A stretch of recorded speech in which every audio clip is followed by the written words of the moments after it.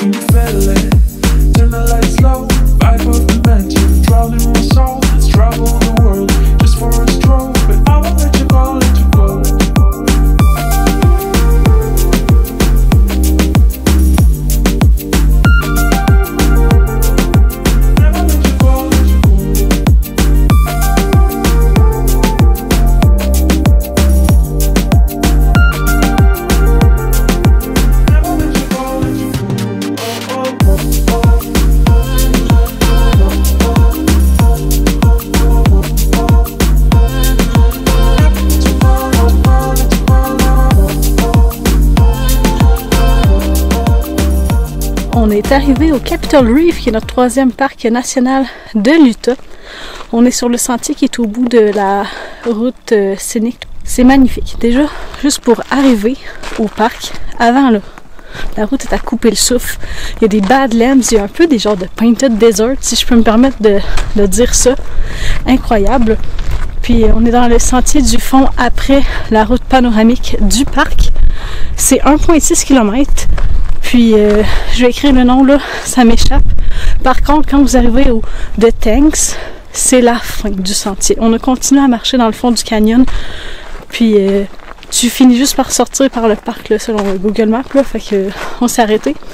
Puis dès qu'on croise l'intersection de Tanks, on monte, puis ensuite c'est terminé le sentier. En 1880, il y a des Mormons qui se sont installés dans la région.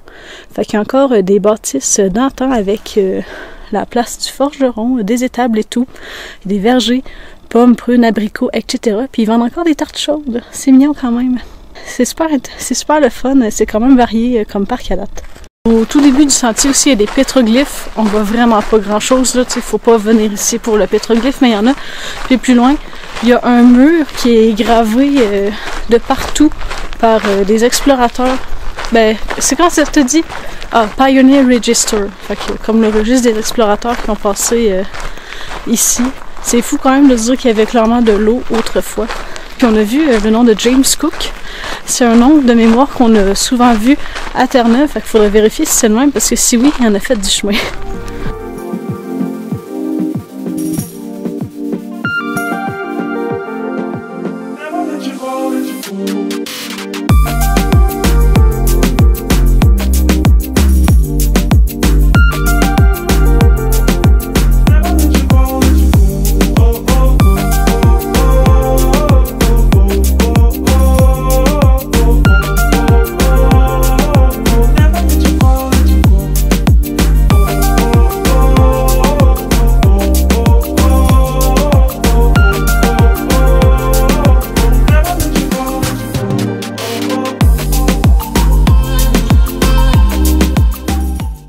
Nous sommes rendus au Hickman Bridge, une arche naturelle, et au pétroglyphe Panel, qui porte l'épreuve de la présence des Premières Nations en ces lieux.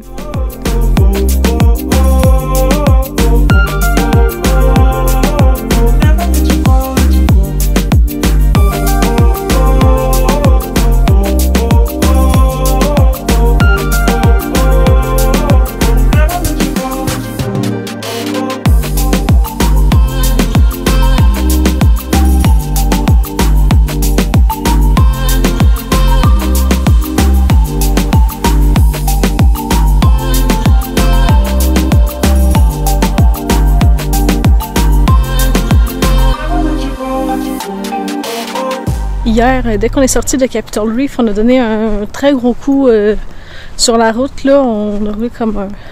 Techniquement, ça aurait été 2h30, mais parce qu'au début, on s'est dit on va dormir à Torrey ou à Capitol Reef. Il y a quand même des emplacements de parking, première vue, premier servi, puis c'est gratuit. Fait que c'était très intéressant.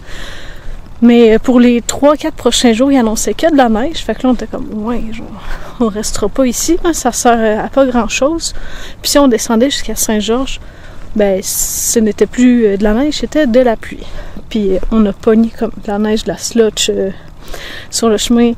J'ai comme pas tant trippé là, parce que maintenant il y avait full de brouillard avec la neige. La visibilité était vraiment pas bonne. On est venu à Saint-Georges pour éventuellement aller à Zion National Park, mais que la température soit plus clémente. Il était supposé de mouiller comme toute la journée.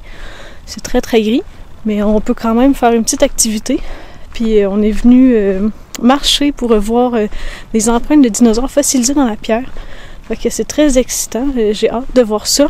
J'espère qu'on va les trouver. Au début, on s'est dit, ah, mais c'est mouille, on les verra pas, mais là, on est quand même chanceux. Puis après, demain, on va sûrement faire du lavage, des trucs un peu plus plates, mais on va essayer quand même de se garder divertis, malgré la température qui n'est pas de notre côté. Bon, finalement, on les voit super bien, c'est quand même très profond. J'ai peine à croire que c'est vraiment des dinosaures qui ont marché ici. Genre, si oui, c'est vraiment fantastique comme lieu, là. C'est impressionnant.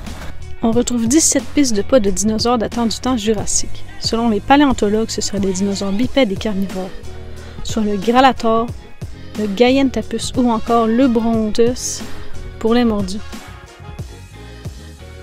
Un peu plus loin, il y a des empreintes de dinosaures. Il y a un genre d'éléphant, une formation rocheuse qui a la forme d'un éléphant. Sur Google Maps, les photos, c'était vraiment pas le plus bel éléphant qu'il pouvait avoir en roche, là. Mais il y avait une photo qui s'était prise le soir, puis ça ressortait bien. Mais en tout cas, tant qu'à être sur place, on va aller voir ça a l'air de quoi. Puis là, je l'ai aperçu de loin. Surprise! C'est plus beau que sur les photos quand même.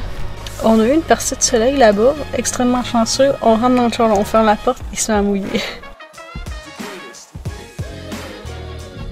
On est à une vingtaine de minutes de route de Zion. On s'est parqué ici, on va passer le restant de la journée. Étant donné qu'on est proche, on a vu le panneau qui disait il y a 1 heure d'attente pour rentrer dans le parc. Puis maintenant, on est rendu dans le temps de l'année où on va devoir prendre la navette, je pense. Je sais pas si c'est tout le parc ou non, mais en tout cas, ça va être à regarder. On voulait aller dans un autre BLM avant, mais c'était dégueulasse. La terre rouge, là, est vraiment traite. Elle est super le fun à marcher dedans, même quand elle est mouillée, mais oh mon Dieu, ça devient de l'argile, puis ça colle d'un pneu, c'est ridicule. On a fait, non, on va pas s'enfoncer là, c'est sûr qu'on reste pris. Puis là, ici, c'est comme... c'est correct, fait que... on va passer le restant de la journée ici, puis peut-être demain, parce que le temps est vraiment incertain.